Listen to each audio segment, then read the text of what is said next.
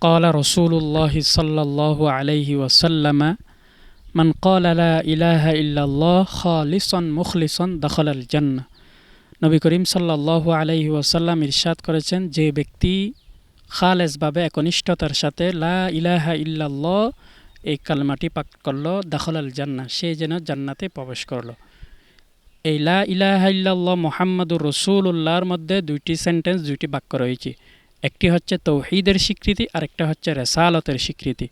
তাহলে এই বাক্যটি আমরা পাঠ করার সাথে সাথে আমাদের অন্তর থেকে শিরিক বেদাত দূর করতে হবে, কারণ ঈমানের সাথে বেদাত শিরিকের কোনো সম্পর্ক থাকতে পারে না।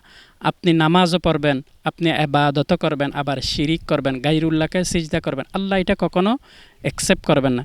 আল্লাহ সুবহানাহু ওয়া তাআলা যেখানে তার হাবিবকে সতর্ক করেছেন, লা ইন আশরাকতা লায়াহবাতান্না আমালুকা, হাবিব হে আপনি আমার প্রিয়, অধিকত প্রিয়, আপনিও যদি শিরিকের সাথে সম্পৃক্ত থাকেন, লায়াহবাতান্না আমালুকা, অবশ্যই আমিও আপনার আমলকে নষ্ট করে দিতে দ্বিধাবোধ করব না। সেই জায়গায় আমরা কিছু না। সেই জন্য কলমা একনিষ্ঠতার সাথে অন্তরে গ্রহণ করা, অন্তরে গাঁথা, তাহলে আমাদের শিরিক বেদাত দূর করতে হবে, শিরিক মুক্ত ইবাদত করতে হবে, বেদাত মুক্ত সুন্নতকে জিন্দা করতে হবে। সেজন্য আল্লাহ সুবহানাহু ওয়া তাআলা আমাদেরকে শিরিক মুক্ত বেদাত মুক্ত জিন্দেগি পরিচালনা করার তৌফিক দান করেন। আমিন।